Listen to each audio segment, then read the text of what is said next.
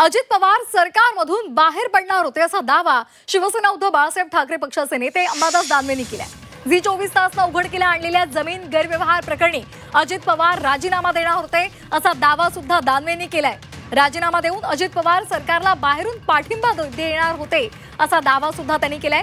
दानवेंच्या या दाव्यानंतर उपमुख्यमंत्री अजित पवारांनी अमित शहांची भेट घेतल्यामुळे आता चर्चांना उधाण आलेलं आहे।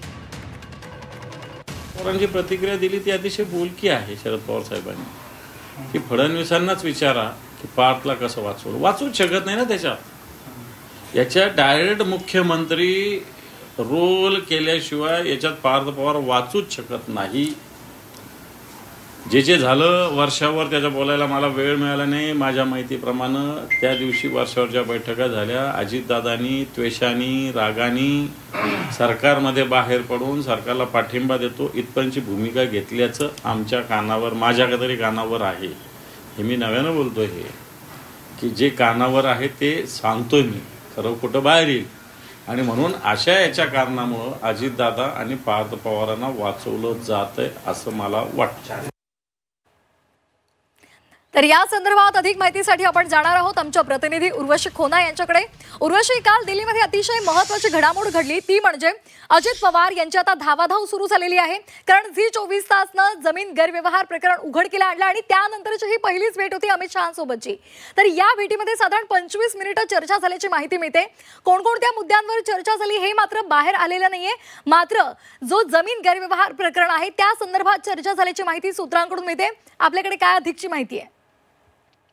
नक्कीच झी 24 तासने उघड केलेल्या पार्थ पवाराविरुद्ध आणि बाकीचे जे लोक ह्याच्यात गुंतवलेले आहेत, हा पूर्ण पुणे जमीन गैरव्यवहार प्रकरण जो आहे उघडीस केल्यानंतर राजकीय वर्तुळात खळबळ उडाली आहे।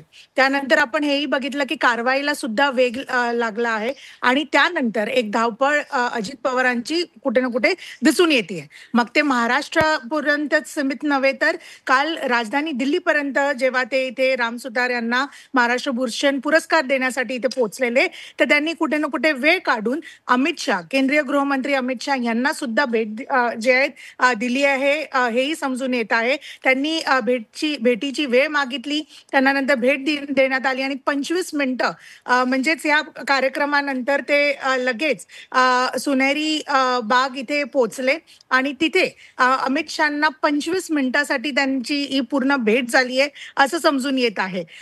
नक्की भेटीमध्ये नक्कीच बिहार विधानसभा निवडणुकांना घेऊन अभिनंदन तर केलं गेलं होतं अजित पवार यांच्याकडून, पण राजकीय ज्या गोष्टी आहेत तेही सुद्धा त्याला घेऊन पण चर्चा झाली आणि खास करून हा पूर्ण गैरव्यवहार, हा पूर्ण पुणे जमीन गैरव्यवहार प्रकरण बाहेर जे आलं आहे त्याच्या संबंधित पण कुठे ना कुठे जे बोलणं झालंय असं सूत्रांकडून समजून येत आहे। कारण की नक्कीच चिरंजीव पार्थ पवारवरती जे आरोप सध्या लागलेत ते खूप जास्त गंभीर आहेत आणि सिव्हिअर आहेत। तर त्या संदर्भात कुठे काय बोलणं झालं आहे का अमित शहांना, आणि म्हणून ही फेरी मोठी लांबली गेली आणि नुसतं एक प्रोग्राम पर्यंत राहिली नाही। मात्र अमित शहांना पण कुठे ना जाऊन भेटून आलेत हेही समजून येत आहे आणि त्यात नक्कीच ही चर्चा झाली आहे। कारण की आता कारवाईला पण वेग लागला आहे आणि म्हणून मोठ्या प्रमाणावर जी आहे आता अजून वेगळे कारवाई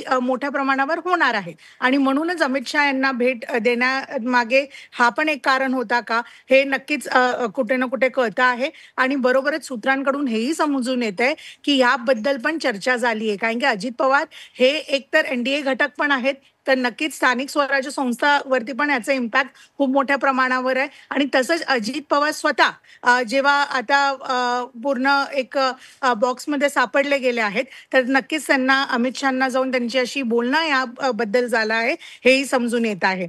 नक्की आता ते पार्थ पवाराला वाचवायला आहे किंवा हे पूर्ण जे प्रकरण उघडीस आलं आहे त्याला कुठे ना कुठे डाऊन प्ले करण्याचा कुठे काय प्रयत्न आहे का, पण ही फेरी नक्कीच अमित शहांना जेव्हा भेटलेत या बाबतीत जे बोलणं झालं आहे ते सूत्रांकडून समजून येतं।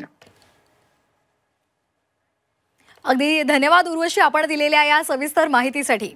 तर आपण पाहतोय आताची महत्वाची बातमी. झी 24 तासनं जमीन गैरव्यवहार प्रकरण हे उघडकीला आणलं आणि त्यानंतर आता उपमुख्यमंत्री अजित पवार यांची धावाधाव सुरू झालेली आहे. त्यांनी काल अमित शहांची भेट घेतलेली आहे. अमित शहा यांच्या निवासस्थानी जात अजित पवारांनी बिहार निकालासंदर्भात त्यांचं अभिनंदन केलेलं आहे. मात्र या दोघांमध्ये 25 मिनिटं चर्चा झाल्याची माहिती मिळते. या 25 मिनिटांमध्ये अनेक महत्त्वाच्या मुद्द्यांवर चर्चा झाल्याचं सुद्धा कळतंय. राज्यातले काही महत्त्वाचे मुद्दे यावेळी मांडले गेले, त्यावर चर्चा झाली आणि सर्वात महत्त्वाचा मुद्दा म्हणजे जमीन गैरव्यवहार प्रकरण जे झी 24 तासनं समोर आणलेलं आहे त्या प्रकरणावर सुद्धा चर्चा झाल्याची माहिती मिळते. याआधी अजित पवारांनी मुख्यमंत्र्यांची सुद्धा दोनदा भेट घेतलेली होती आणि त्यानंतर ते अमित शहांना भेटले होते आणि त्यामुळे या भेटीबाबत राजकीय वर्तुळात तर्कवितर्क लढवले जात आहेत.